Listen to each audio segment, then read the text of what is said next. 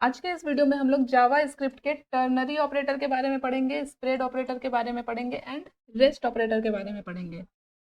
ये सारे ES6 के टॉपिक है, मीन्स के ES6 के अंदर ये सारे टॉपिक इंट्रोड्यूस हुए हैं। तो क्या काम होता है इन सब का, आज के इस वीडियो में हम लोग बिल्कुल एग्जाम्पल के साथ समझने वाले हैं। तो चलिए वीडियो को स्टार्ट करते हैं एंड सीखते हैं ternary, spread and rest operator क्या काम करता है।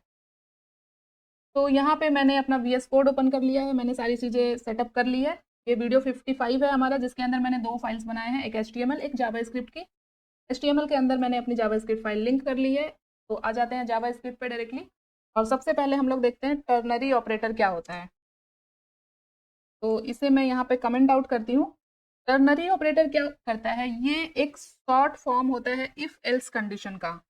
इफ एल्स कंडीशन का शॉर्ट फॉर्म होता है। ये क्या करता है, एक ही लाइन में कंडीशन को चेक करके हमें रिजल्ट दे देता है।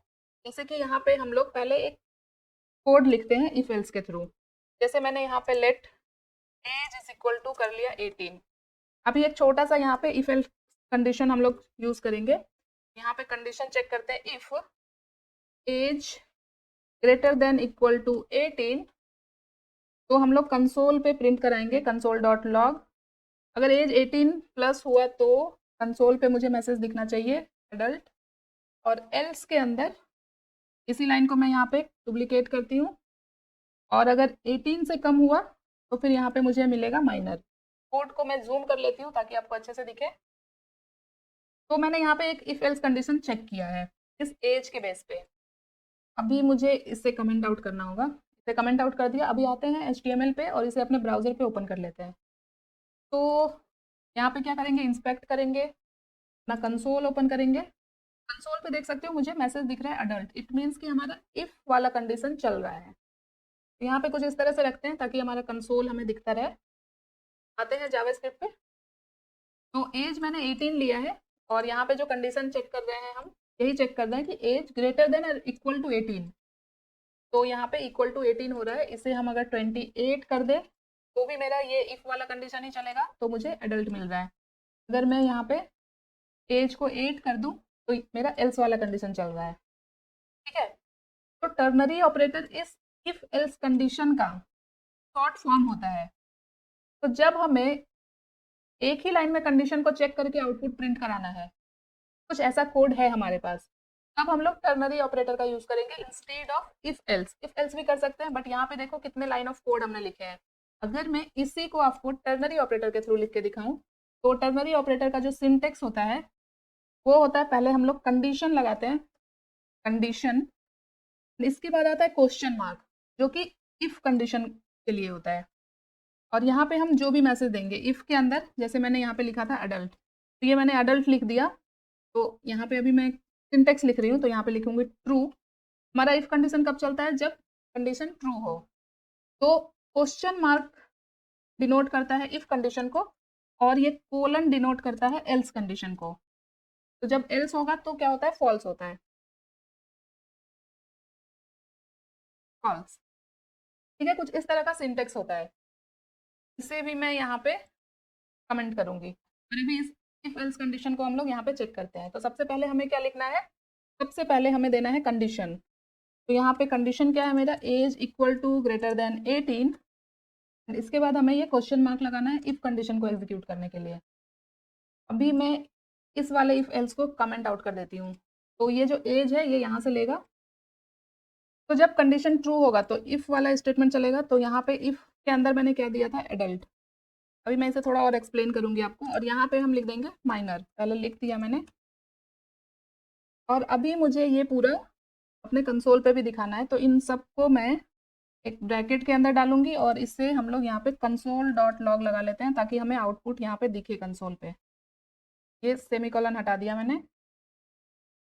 यहाँ पे एरर आ रहा है क्योंकि ये एक मैसेज है, जैसे कंसोल के अंदर यहाँ पे हम दे रहे थे, तो इसे हम कोड के अंदर ऐड कर रहे थे। एक स्ट्रिंग मैसेज है, तो इसे हम सिंगल या डबल कोट के अंदर ऐड करेंगे, और इसे भी हम सिंगल और डबल कोट के अंदर ऐड करेंगे। तो मेरे पास देखो यहाँ पे कंसोल में क्या आ रहा है, माइनर। मीन्स कि ये वाला कंडीशन मेरा फॉल्स हो रहा है। फॉल्स क्यों हो रहा है, क्योंकि एज है मेरा 8, और यहाँ पे एज कितना होना चाहिए, ग्रेटर देन और इक्वल टू 18 होना चाहिए। अगर ऐसा नहीं है तो मेरा ये सेकेंड वाला स्टेटमेंट चलेगा, माइनर। मीन्स कि ये एल्स वाला स्टेटमेंट है। तो बस इतना ध्यान रखो, अगर ट्रू हुआ, पहले मैंने यहाँ पे कंडीशन चेक किया, क्वेश्चन मार्क, इफ वाला कंडीशन यहाँ पे चेक होगा, तो अगर ट्रू होगा तो फर्स्ट वाला मैसेज मिल जाएगा मुझे, और अगर फॉल्स हुआ तो सेकेंड वाला मैसेज मिलेगा। तो ये होता है टर्नरी ऑपरेटर। जब हम लोगों को कुछ कंडीशन चेक करके, एक ही लाइन में कंडीशन चेक करके आउटपुट दिखाना हो, तब हम लोग टर्नरी ऑपरेटर का यूज कर सकते हैं। ठीक है, आई होप आपको टर्नरी ऑपरेटर समझ में आ गया होगा। बहुत ज़्यादा टफ नहीं है, बहुत सिंपल है, ज़्यादा कुछ इसमें है नहीं समझने को। तो इसे हम लोग एंड करते हैं, और अभी यहाँ पे हम लोग देखते हैं स्प्रेड ऑपरेटर क्या होता है।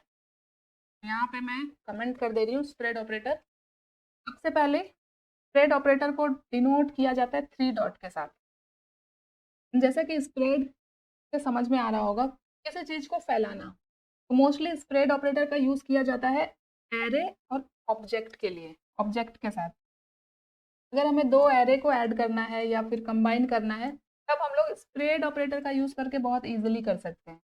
तो क्या करेंगे, जैसे कि अभी यहाँ पे सॉरी हम एक एरे बनाते हैं, ए नाम का एक एरे बना रही हूँ मैं, और यहाँ पे कुछ वैल्यू दे रहे हैं 2 4 6 8, कुछ भी दे सकते हो। तो 4 वैल्यू यहाँ पे मैंने इस एरे के अंदर दी।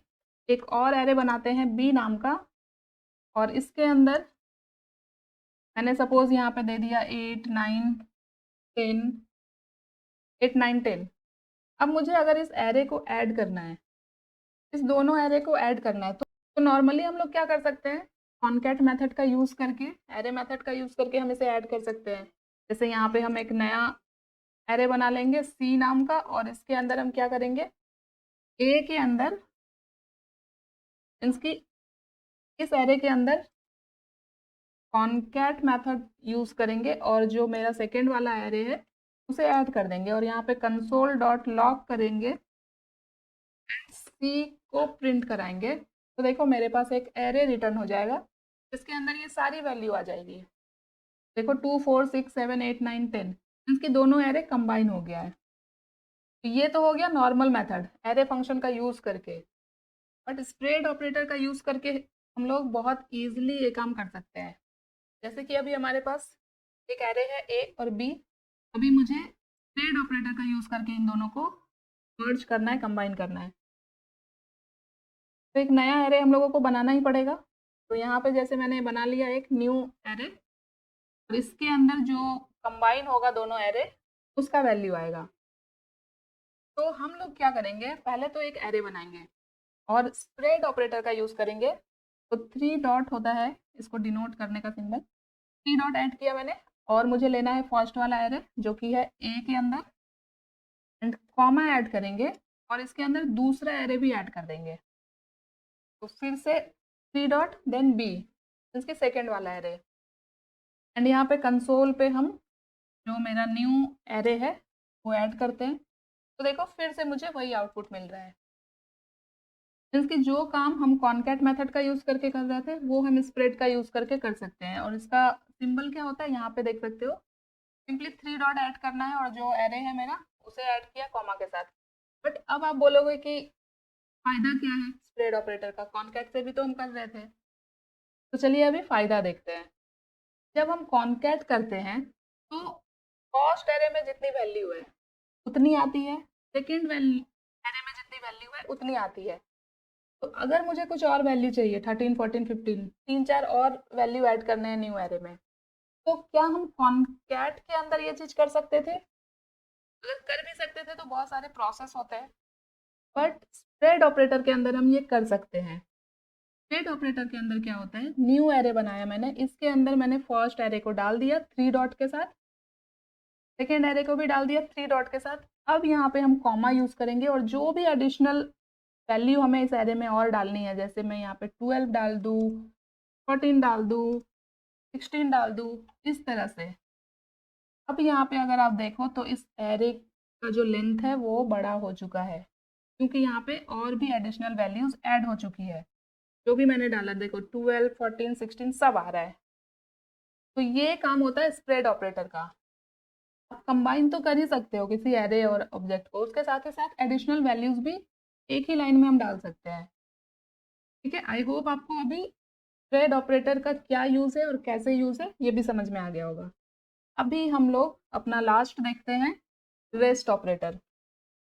तो यहाँ पे मैं कमेंट ऐड करूंगी, रेस्ट ऑपरेटर इसे भी डिनोट 3 डॉट के साथ डिनोट किया जाता है, बट ये जस्ट अपोजिट होता है स्प्रेड का। स्प्रेड क्या करता है, एक्सपांड करता है किसी भी एरे या ऑब्जेक्ट को, बट रेस्ट ऑपरेटर क्या करता है, कंप्रेस करता है किसी भी एरे को। और मोस्टली ये जो है ना, न्यूमेरिक वैल्यू के साथ वर्क करता है, वर्क विथ न्यूमेरिक वैल्यूज।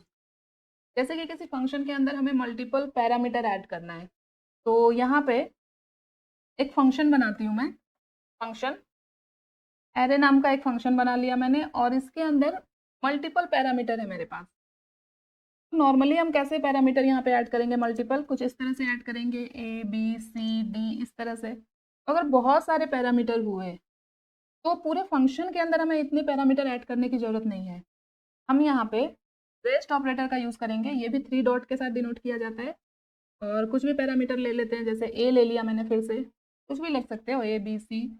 और अब यहाँ पे क्या करेंगे, कंसोल डॉट लॉग, जो भी इस पैरामीटर के अंदर वैल्यूज आएगी ना, वो मुझे दिखनी चाहिए कंसोल पे। तो यहाँ पे मैंने ए को डाल लिया। अब ये एक फंक्शन है तो मुझे इसे कॉल करना पड़ेगा। और अब हम यहाँ पे जितने चाहे उतने आर्गुमेंट पास कर सकते हैं, जैसे कि यहाँ पे मैं अगर अभी पास करूँ इस तरह से 2 3 4 5 6 7, तो ये देखो, ये इसका आउटपुट है।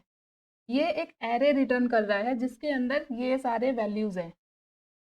मीन्स कि हम पैरामीटर के जगह पे सिर्फ रेस्ट ऑपरेटर का यूज करेंगे, और आर्गुमेंट की जगह पे जितने वैल्यूज हमें डालने हैं हम डाल सकते हैं। यहाँ पे अगर हम और भी वैल्यू डालते जाए इस तरह से, तो ये ऐड होता रहेगा एरे में। तो इसका यूज हम लोग तब कर सकते हैं जब जब हम कोई फंक्शन बनाते हैं, तो हम लोगों को कुछ आर्गुमेंट पास करना होता है, बट हम लोगों को पता नहीं है, हम लोग श्योर नहीं है कि कितने आर्गुमेंट्स होंगे, कितने पैरामीटर्स होंगे। तो वहाँ पे हम लोग रेस्ट ऑपरेटर का यूज कर सकते हैं। आई होप अभी आपको टर्नरी ऑपरेटर, स्प्रेड ऑपरेटर और रेस्ट ऑपरेटर समझ में आ गया होगा। तो ये सारे सिंपल से टॉपिक है, बट काफ़ी ज़्यादा आप इसका यूज़ करोगे आगे चल के, तो ये सब आपको पता होना चाहिए। तो मैंने इसे कवर कर दिया है फ्रंट एंड डेवलपमेंट के अंदर, बाकी आप लोग इसे प्रैक्टिस करो ताकि और अच्छे से सीख सको सारी चीज़ें। मिलते हैं नेक्स्ट वीडियो में एक नए टॉपिक के साथ, तब तक के लिए thank you so much guys for watching this video. Bye bye.